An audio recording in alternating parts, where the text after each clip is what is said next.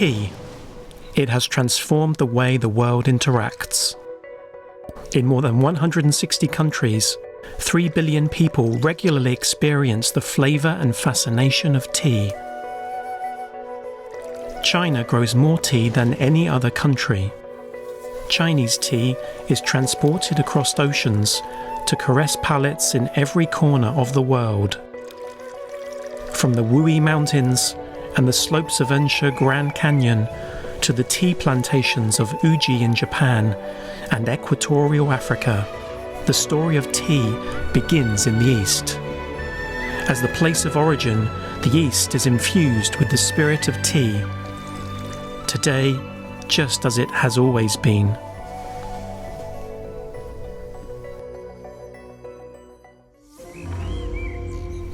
Tongmu village in the Wuyi Mountains enjoys iconic status for its association with the origin of Chinese tea.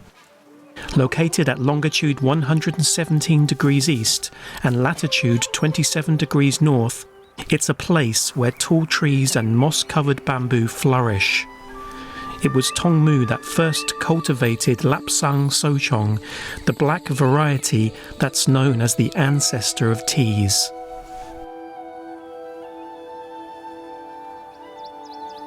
Masu, at 1,500 metres, the highest point in Tongmu village, is the original home of Lapsang Souchong.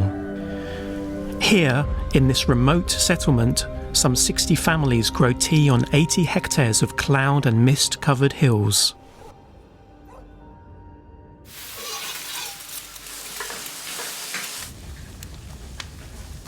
Fortified by a simple breakfast, Chen Bifang begins a new day. He faces a long walk deep into the mountains. There, he hopes to find a special type of wood that's essential in producing Lapsang Souchong black tea.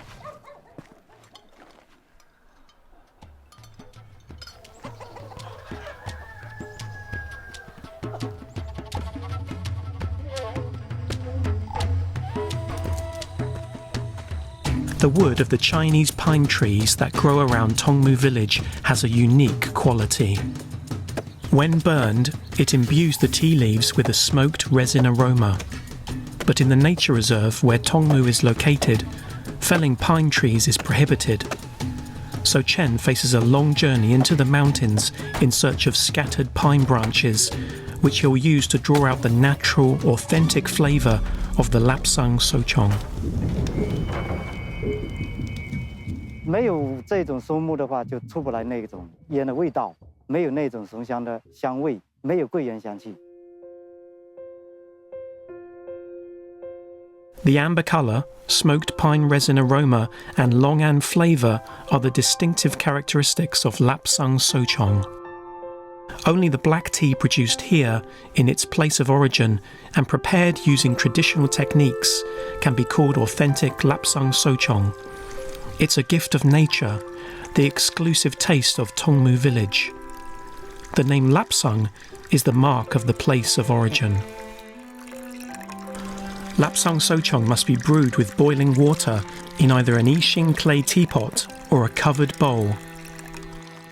Authentic Lapsang Souchong originates from the Tongmu village core production area. The leaves must be smoked and baked over local Chinese pine wood. This produces a drink that is amber in colour and translucent, with an aroma of smoked pine resin and the flavour of longan fruit. Chinese black tea was first introduced into the West in the mid-17th century. The story of how the world came to love its taste begins one afternoon 400 years ago. The National Portrait Gallery presents a pictorial record of history. Jane Pettigrew is a leading tea expert. Here, she reveals a connection with China. Here in the National Portrait Gallery, we have a portrait of King Charles II. But it's not Charles we're here to talk about. It's actually his wife. This is Catherine of Braganza, Charles's wife. She was a Portuguese princess from a very wealthy family. When she arrived in England for her wedding, she also brought with her a small casket of tea. And when she started brewing it and serving it to her ladies at court, she set a new trend and began a legacy which, of course, endures right through to today. That is how Chinese tea first arrived in Britain. Enamoured of the new experience, people were eager to continue enjoying this magical taste of the Orient. Drinking tea, Queen Catherine's everyday pleasure, soon became the fashion among England's high society.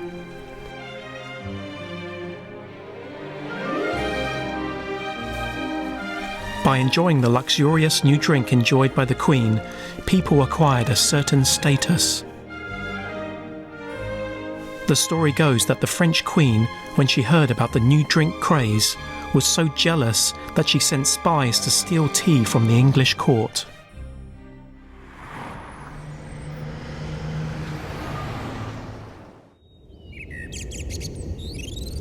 Time here passes more slowly than in the outside world. In the depths of the mountains, ancient traditions remain alive. Here, tea has been grown for over 1,000 years. 2005年呢，我们到恩施来啊，我跟几个朋友一起是为了考察旅游项目的。在一个偶然的机会呢，听说了恩施玉露这一款茶。With the acumen of a professional businessman, Zhang Wenqi sensed a significant commercial opportunity. So, he made a decision. 到2005年底的时候，我就只身一人来到恩施，毅然决定来做这一款茶，一定要把恩施玉露的茶叶恢复出来。An ancient and mysterious technique with its origins in the Tang dynasty, steaming, draws out the exquisite flavour of the green tea. According to tradition, only steaming can imbue the green tea with its natural colour and authentic flavour. As its shape transforms into that of pine needles, the tea emits a fresh fragrance. This is the unique feature of the Yulu, or jade ju, tea produced in Enshi. The three greens, the emerald green dried leaves, blue-green liquid and light green leaf base, distinguish green tea that is steamed from that which is pan-fried. Steaming is the original technique used in processing tea. Only one tea in China still employs this technique. It's Enshi Yulu. The traditional approach to processing has made Enshi Yulu the representative of Chinese green teas. Steaming has been employed here for over 1,000 years. However, the technique has not always been popular, and the output of Enshi Yulu tea produced by steaming is not large.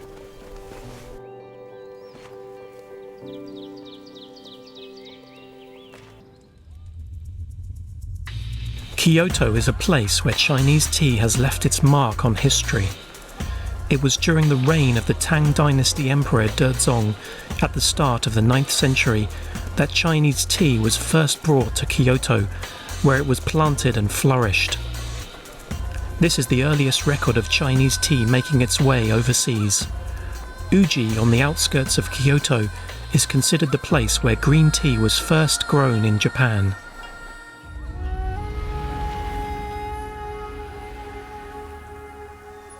At the time of China's Song dynasty, 5 tea seeds from China were sown in the secluded garden beside Kozanji Temple in Kyoto.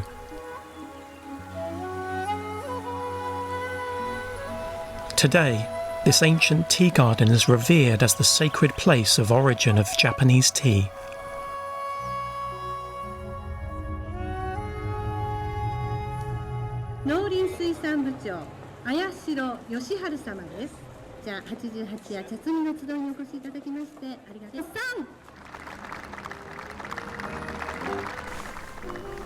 On the 88th day after the beginning of spring each year, a festival is held in Uji. Tea brings the city to life.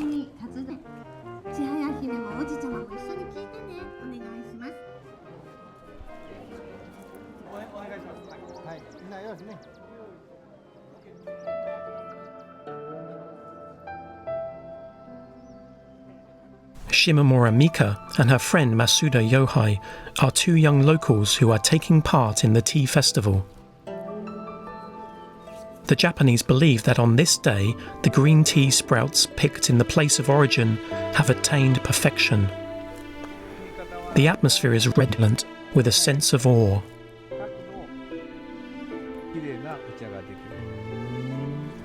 夏に向かって88茶は旧暦の正月から数えて88日目に氷が出る。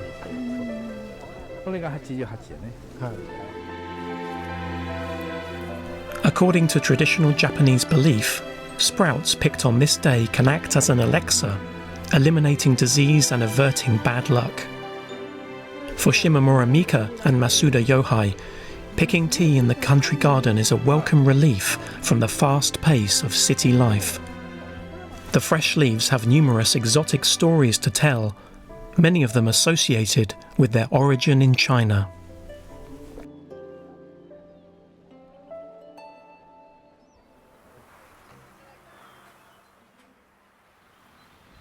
That trees were once felled here is largely forgotten now, but not the pedigree of the wood. For Chen Bifang, life is a constant search for the finest tea trees and pine wood.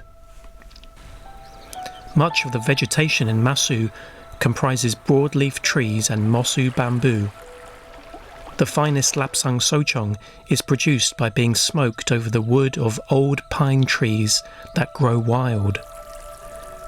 In the classic of tea, it's stated that the finest wood is found among ancient rocks. Under the guidance of a master, the best pinewood and freshest leaves are combined to produce the wonderful flavour of lapsang souchong. Chen Bifang had two sons. He hoped that the younger of them would inherit his love of tea and follow in his footsteps. However, 3 years ago, the young man was killed in a car crash, and so his elder son, Xiang Chun, returned home. For the sake of his father, his brother, and most importantly the lapsang souchong of his hometown, he agreed to continue the family tradition. 我是两兄弟，我呢是以厨师为主的，在餐馆里面，家里面的茶叶基本上都由我弟弟他去经营。前年吧，家里面一个车祸的事情，然后我家里就现在就剩我一个人了，所以我现在必须要回来把茶叶给它延续下去。 做茶肯定需要很好的悟性，悟性做茶的悟性就是你必须要专心一意的去对待它，而且呢也要高高兴兴的去对待它，你也要每天去悟它，去懂它，知道这个茶做到自己满意为止，这就是做茶的悟性。 Britons consume more tea than almost any other nation on earth, despite growing hardly any themselves.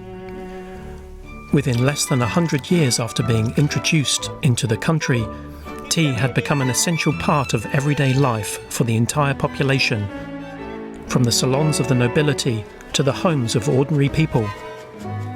Considerable time and money were devoted to drinking tea, and the country even risked going to war over tea. Today, the average Briton drinks 3 cups every day.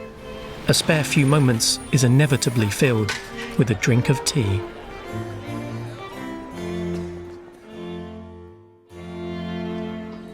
So this tea is yellow tea, as it considered to be one of the rarest teas in the whole world. It comes exclusively from China. What type of flavor do you get from this yellow tea? To be absolutely honest, not a lot. It's probably just my palate. It's a very light tea, to be fair. It's just in between white and green tea. The reason I've chosen this one is to kind of help you clean the palate from the cake that we just had. Imagine having one plant in your garden. It's how you pick it, how you process it, that you can make into any of the 6 different categories of tea you can make from the tea plant. White, yellow, green, oolong, black, and Pu-erh. But China is the only one that makes all the 6 categories of tea. And yellow, it's one of them that is made exclusively in China.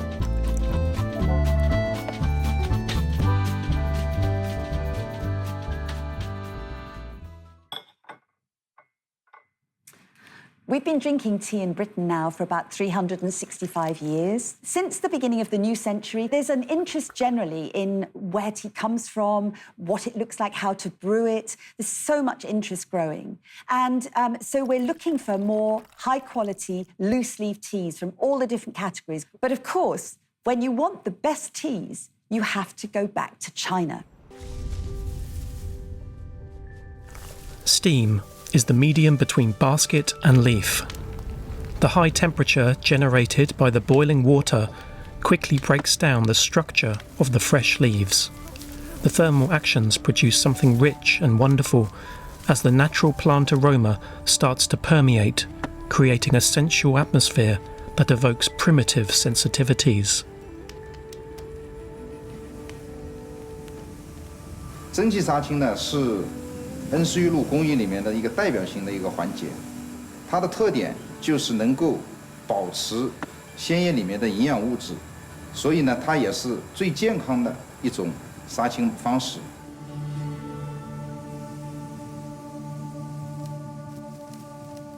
Rapid cooling halts oxidation so that the tea leaves maintain their freshness. Heated at a temperature between 50 and 80 degrees, the leaves are then rubbed in the hands and scattered so that they can dry. This traditional technique is known as the second baking.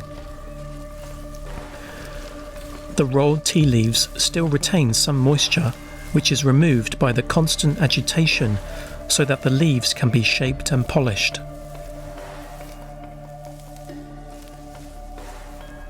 The tea leaves are rubbed into the shape of a pine needle, tight, thin and straight. This is the correct form of Anshe Yulu as recorded in history.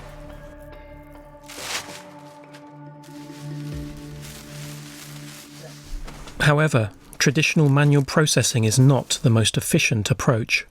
Jiang Wenqi has been preoccupied with the question of how he can increase his Anshe Yulu production. Uji is famous in Japan for its tea. Sencha is the name the Japanese give to green tea brewed from whole tea leaves. The finest sencha is called gyokoro, meaning jade dew.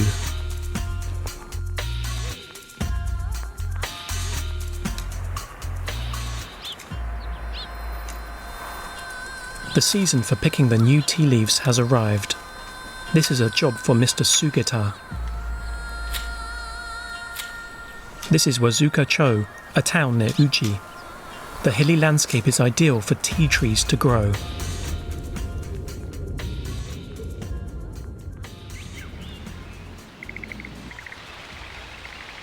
Mr. Sugita manages his own tea garden.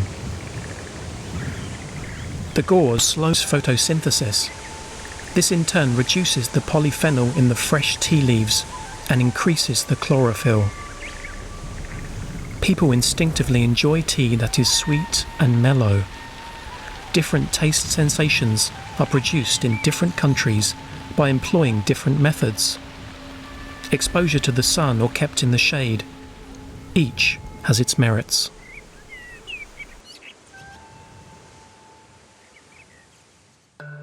Gyokoro green tea from Uji, Japan has a deep colour and lustre with a slight flavour of nori. Gyokoro has attained the supreme grade of Japanese green tea, keeping the leaves in the shade before picking to increase the chlorophyll content makes them appear greener. In the brewing process, the temperature of the water should be relatively low, between 50 and 60 degrees. Anything higher will hasten the moisture precipitation, causing the tea to taste bitter. Fresh and sweet Japanese gyokoro evokes the flavour of the sea, the taste of nori or kelp. The black gauze is supported to prevent it touching the new buds. The leaves picked from tea gardens that have been covered for 20 days or more produce a less bitter and fresher flavour. Only such tea qualifies as authentic Gyokuro. Authentic Gyokuro represents the ideal in Japanese green tea culture. Japanese people judge the quality of the tea they drink by how natural and fresh it tastes.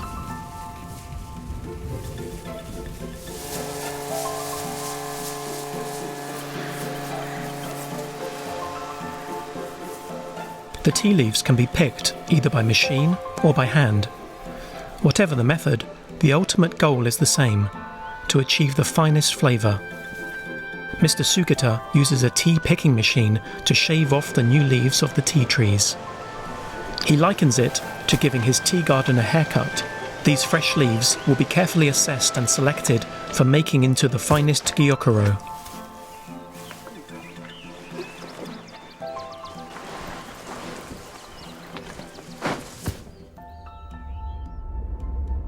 Mr. Sugita's tea workshop is now fully automated. The boiler generates a constant steam temperature. 30 seconds of steaming is ideal for retaining the flavour of the newly picked tea leaves and preventing fermentation. Whether using modern or traditional techniques, precision of timing and temperature are essential. This method produces classic Japanese Gyokuro, with a flavour to satisfy a connoisseur's expectations. The fresh leaves from the hills of Masu have begun to dry. The annual tea processing season is a tense time for Chen Bifang. He has the finest pinewood and first-class fresh leaves, but will his Lapsang Sochong retain its smoked pine resin aroma and Longan flavour? Nothing is certain.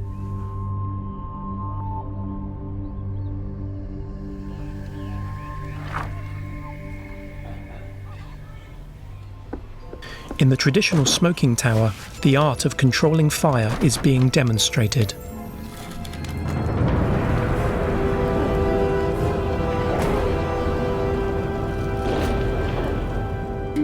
The temperature generated by the burning pine wood needs to be kept within a 40-degree range. This is the test of Chen Bifang's many years of experience. The level of heat and depth of the pine soot, the path of the flames and the way the fire flickers between the bricks, the arrangement of the layers of tea leaves on the shelves. Only if everything is right can the authentic smoked pine aroma and Longan flavour be achieved.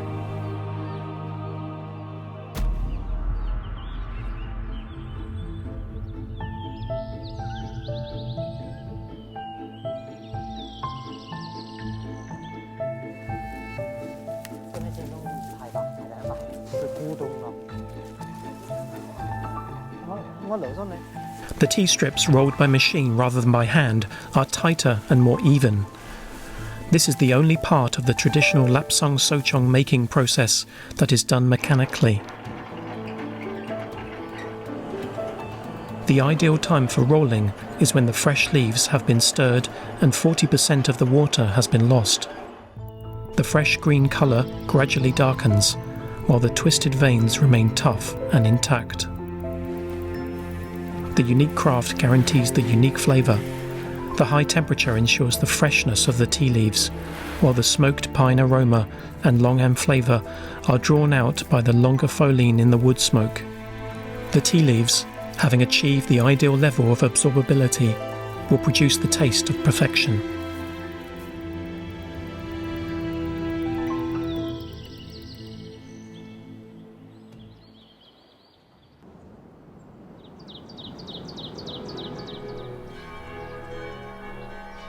It's 4 o'clock in the afternoon.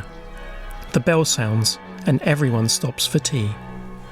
Woburn Abbey, the ancestral home of the Russell family, is where, in the 1840s, the tradition of afternoon tea originated. It was Anna Maria, Queen Victoria's Lady of the Bedchamber and wife of the 7th Duke of Bedford, who introduced afternoon tea to British society. The British aristocracy in the early 19th century were having dinner relatively late in the day. This meant that during the long afternoon they were getting very hungry. The Duchess's solution was a little bread, butter and jam, accompanied by a pot of good Chinese tea. taking afternoon tea soon spread among the populace. The tradition is still alive today.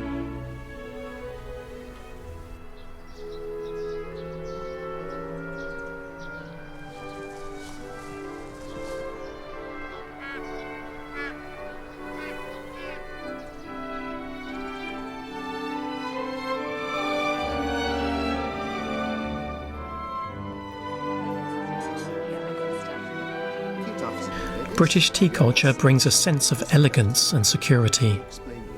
Exquisite refreshments are served on a 3-layer tray. From bottom to top, the taste shifts from salty to sweet and from light to heavy.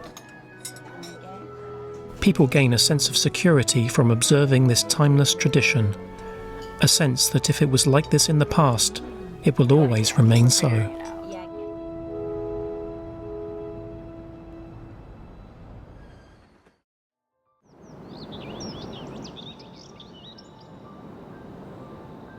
In the East, the tea ceremony originated in China.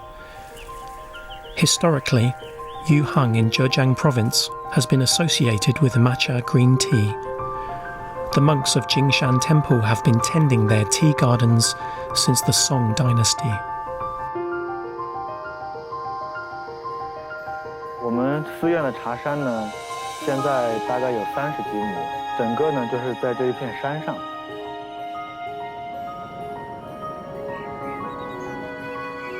The outline of history shapes our life today. For 1,000 years, Jingshan Temple in Yuhang has been hosting tea banquets for visiting pilgrims. People come for the Battle of the Teas. This devotional activity, aimed at identifying the quality of different types of tea, has given birth to some creative innovations in tea drinking. The new buds are ground into a powder and brewed in boiling water. This method is known as whisking.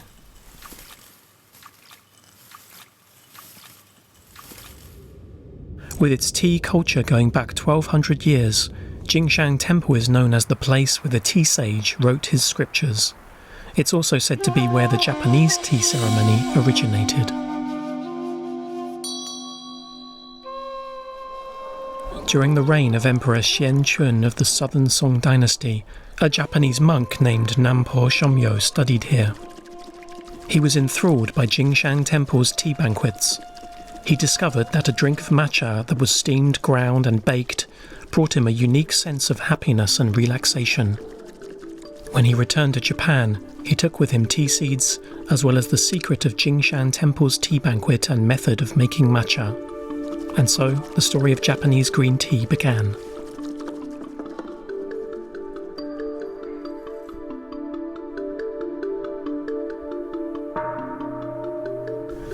Across the East Sea, the Jingshan tea banquet was refined and developed. Eventually, it would evolve into the Seido, the Japanese tea ceremony.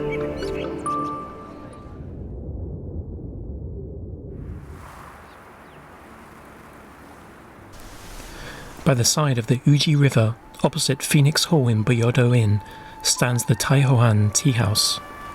Here, in the tranquil garden, the paths are lined with flowers.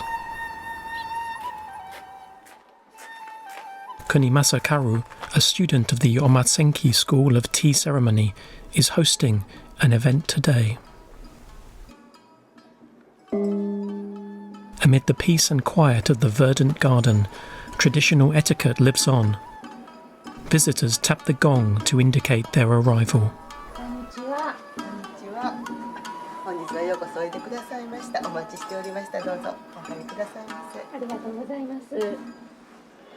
Over 1,000 years ago, at the time of China's Tang dynasty, a diplomat named Aisai introduced the matcha ceremony to his native Japan. Today, the tea ceremony is quintessentially Japanese, a demonstration of elegance and etiquette to welcome important guests. Kunimasa Karu and the tea master have been friends for many years, yet they scrupulously observe the procedures and etiquette of the tea ceremony. Boiling the water in an iron kettle and stirring the tea with a bamboo whisk are acts of piety and humility. The cups and water are brought together by tea in an environment of perfect silence. Here, the oneness of tea and Zen transcends into a hazy beauty that is both visible and invisible.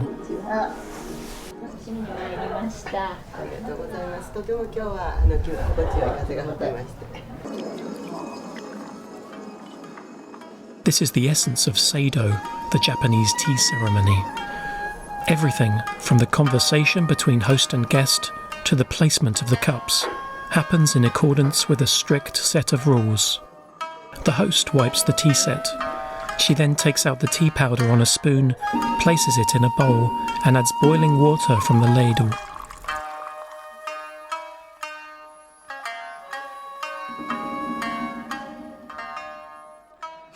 She uses a whisk to stir the tea in the bowl until the liquid produces bubbles.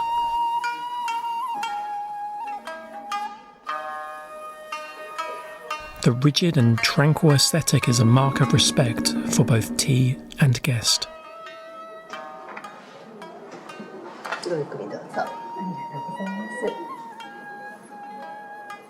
The cup must be turned twice until the front faces away from the drinker. There is ceremony in every detail.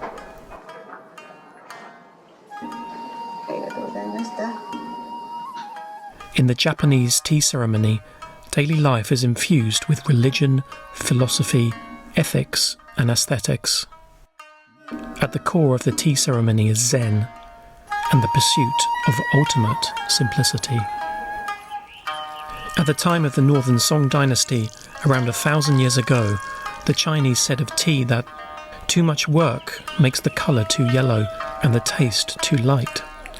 Too little work makes the leaf too heavy and the taste too green. Chinese people insist that they should enjoy the flavour of tea without a trace of vegetation. The matcha green tea of Japan is the opposite, as it embraces the bright green of grass. Two countries in the East, two distinct flavours. But it was Chinese tea that crossed the ocean to Europe and took root in Africa.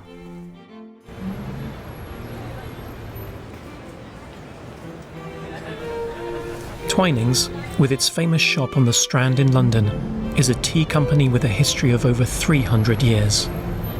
The trade in tea from China has made Twinings one of the most famous tea brands in the world.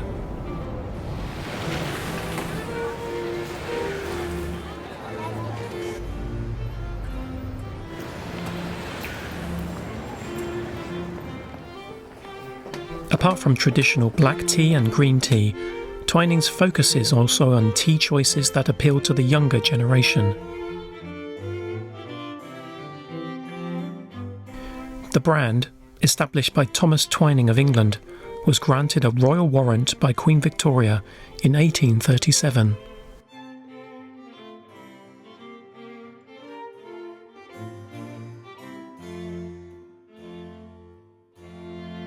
Where I'm sitting, this, which is the world's first dry tea and coffee shop, we are celebrating its 300th birthday this year, which Thomas opened to service his best customers, who were the wealthy and aristocratic ladies of London. Tea was horrendously expensive. By weight, it was actually more valuable than gold. It made it particularly attractive to the wealthy and aristocratic ladies of London. In an age where the tax on it was as high as 119%, drinking tea was a status symbol.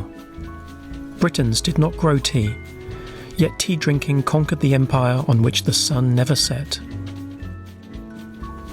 The UK today consumes around 150,000 tonnes of tea every year, more per capita than any other country in the world. Standardisation is what Britons require of their tea's flavour. It's a scientific perception that coincides with the Western understanding of logic.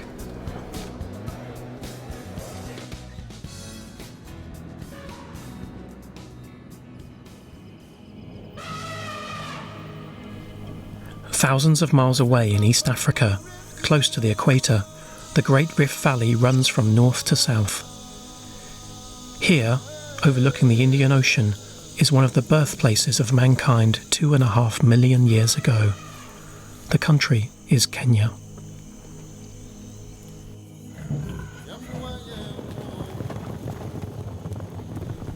Famous for its wildlife and lush nature, this place is also known for its tea, as well as its lingering associations with China.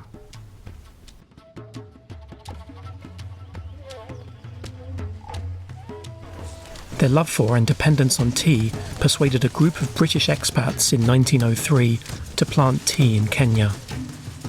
A century or more later, Kenya's 160,000 hectares of plantations are producing 346,000 tonnes of tea a year. With time, Kenya replaced India as Britain's main tea supplier. Of the 150,000 tonnes of tea consumed by Britons annually, 30% comes from Kenya.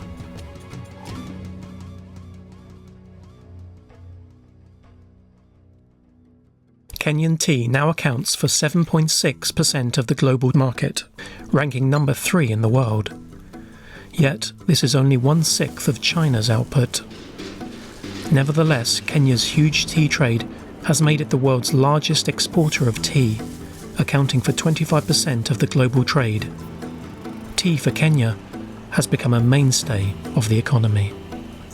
If we talk about the importance of tea to Kenya, the tea as a crop is harvested manually. So we employ a lot of people, well over 5 million Kenyans benefiting from tea. Tea is planted on both sides of the Great Rift Valley. Here, at an altitude of between 1,500 and 2,700 metres, the high elevation and average temperature of 21 degrees create the ideal natural conditions for growing tea all year round.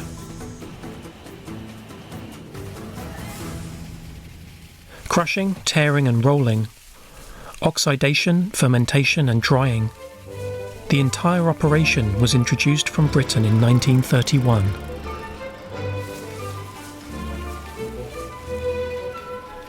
For more than 8 decades, the process has been refined to the point that Kenya is now producing its own representative broken black tea. Every day, 25 tonnes of tea are processed here. 80% will be exported, including the unique broken black tea. The exports will be shipped to every corner of the world via Mombasa's Tea Wholesale Association. The tea that originated in China has, in the course of expanding its global reach, conquered local tastes all over the world.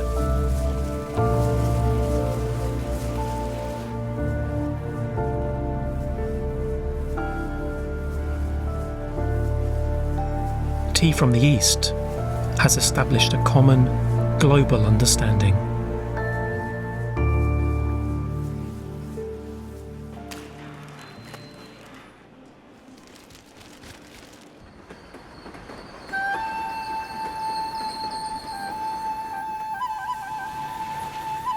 As it has circulated, so tea has responded to higher requirements.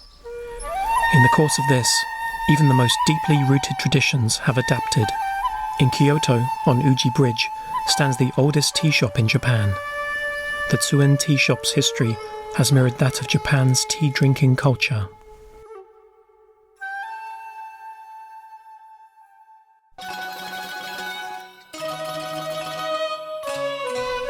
Tsuen Yusuke's family has been running this tea shop for 24 generations.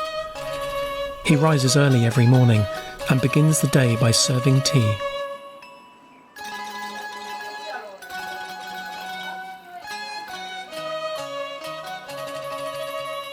Reverent and respectful, every detail is observed in silence, just as it has been done throughout the family's history. Over the past 800 years, the old tea shop has maintained a reputation for its premium quality tea. Inheritance is about achieving a balance between change and constancy. The statue of his ancestor was hand-carved by Zen master Ikuyu Sojun. The tea must always reflect the family tea shop's reputation for freshness. さ売れてますか？売れてますね。よくたくさんお客さん買っていただいてます。 Tourist numbers are growing, and Suenyusuke sees the potential for broadening his market. He wants to move with the times, but he will never abandon tradition. Still, he is thinking of how the ancient tea shop can be given a more modern appeal. Tea, as it responds to new trends, is embracing different forms. While maintaining tradition and diversity in its flavours, tea can be popularised so that people accept it more readily and intuitively feel its charm. Beyond tradition and fashion, the essence of Chinese tea is inclusive and open, like the philosophy of life.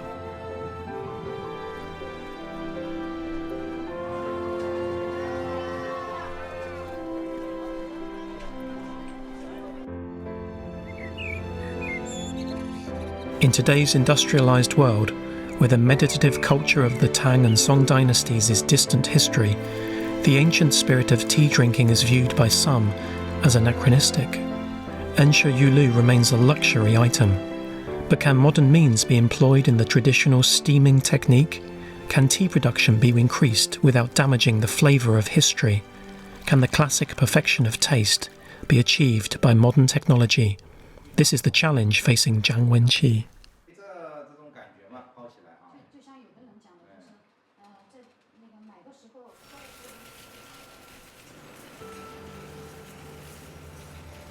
The Gyokuro processing machine, ordered from Japan, uses modern innovation to reproduce traditional techniques.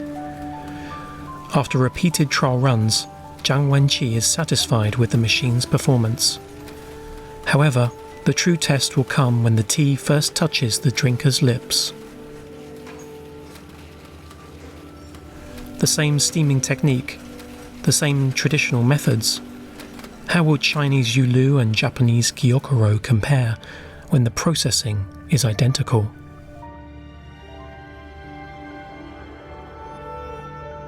Like the great contests of history, under the watchful eye of renowned connoisseur Oni Shota, Chinese Yulu and Japanese Gyokuro will engage in an epic contest. このようにですね、非常に濃緑の色をしています。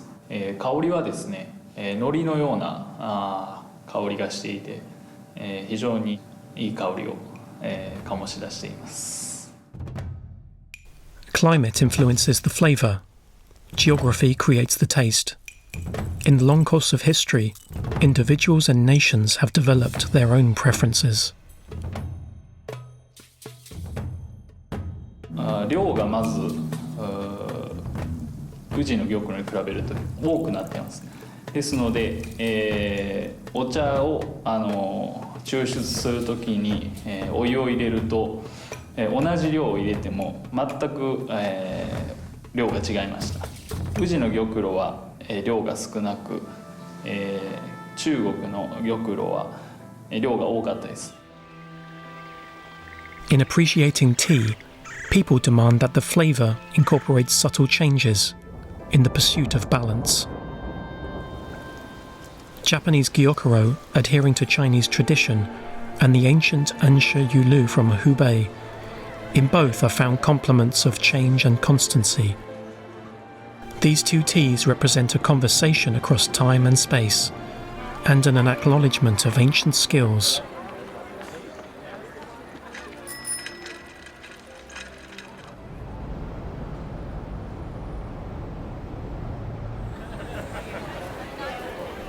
In the Southwark district of London, on the south bank of the River Thames, the Borough Market has been around since the 11th century. Here, the 100 independent stalls are open-air classrooms, teaching the world's food culture.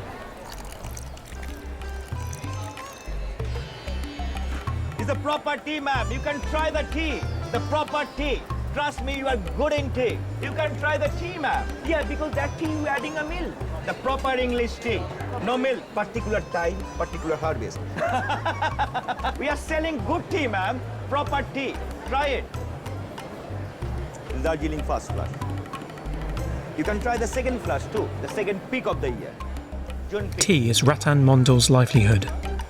He has been selling tea on this market for 30 years. As tea has circulated around the world from one country to the next, tea and people's preferences have migrated and evolved. All the time inside the teapot. Which ones are the benefits of this tea? Every tea is good if you drink the tea without a milk. Everywhere. Because why we add a milk? Get rid of the bitterness of the tea. Yeah. That means adding a milk, losing all the properties of the tea. Thanks, ma'am. Have a lovely day, ma'am. Tea is satisfying the whole world's demand for taste. On the eastern slopes of the Wuyi Mountains and downstream on the Meiji River, a canal flows through a village. The old buildings from the Ming and Qing dynasties complement the ancient wells and traditional houses.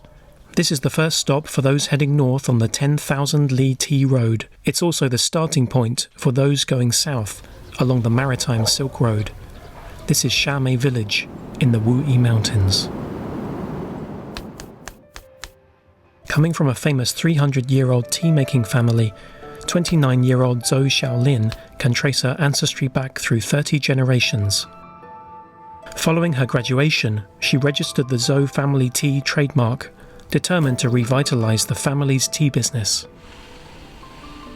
老一辈的时候就讲我们的老祖宗嘛，从元老宫开始，他们有2条线，一条是往北走的北上的万里茶道，跟晋商的查万达、乔致庸合作的，一直把茶叶放到了俄罗斯。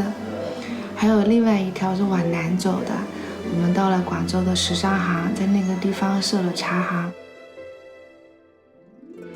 No poor quality, no beguilement, no haggling in the marketplace. This is the centuries-old maxim of the Zhou family.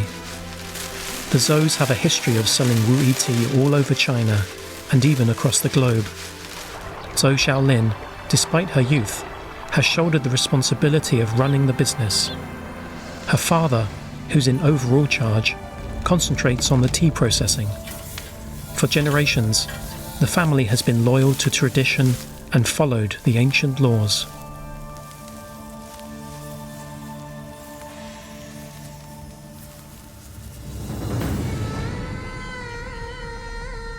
(4,760 kilometers north of Shamei village lies the town of Kyakhta on the border between Russia and China. From Kyakhta, the tea began a tough 10,000 li journey across Russia that would take up to a year to complete. Back in the 17th century, this long and arduous route through Eurasia brought Chinese tea to the attention of the world.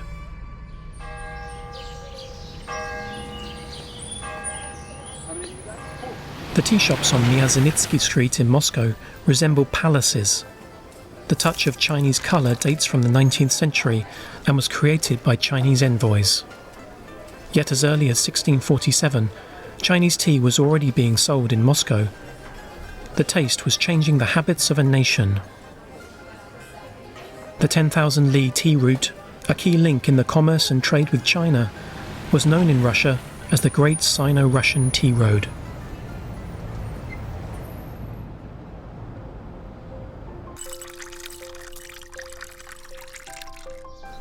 Devotion is the hallmark of this family, with its long-standing and well-known association with tea.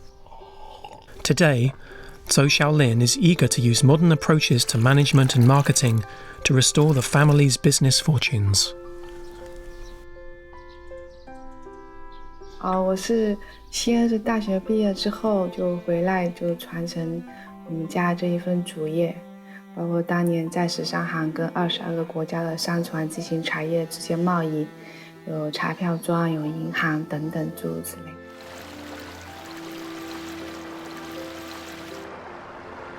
The trade in tea, past and present, has brought the world prosperity.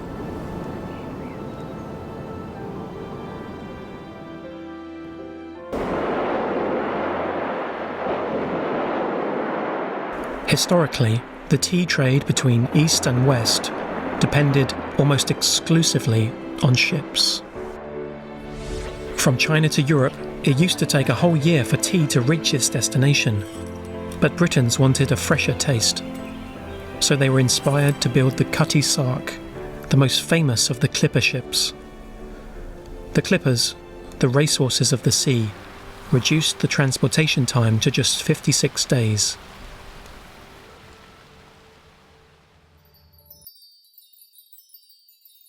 But still, the Chinese tea would have blackened by the time of its arrival.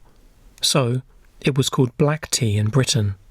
In China's Wuyi Mountains, black tea used to be called Wu Da. Da means tea, thought to be the origin of the English word tea.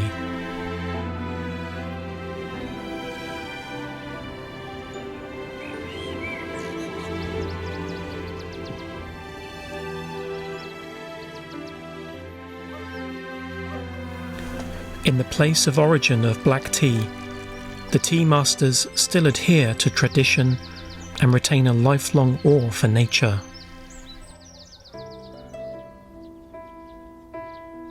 The mountain road from Tongmu village to Masu is not particularly long, but in a sense it takes a lifetime to travel it. Amid the spreading moss and the flowing water, those who master the tea trees can create the most wonderful flavour, that of spring. Tea is colour. It's black and white combining to form rich reds and oranges and create a world of colour. Tea is number. It's plus and minus. From the unseen starting point, it extends to infinity. Tea is music.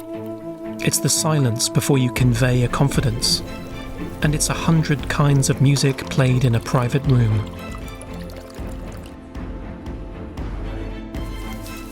Tea is the unspeaking infant and the silent old man approaching death.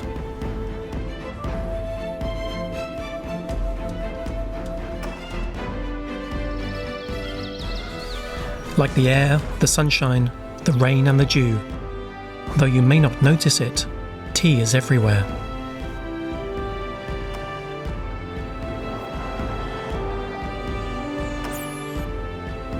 Countries have boundaries, but tea is boundless. By crossing boundaries, real and imagined, this taste of China has become a taste that belongs to the whole world.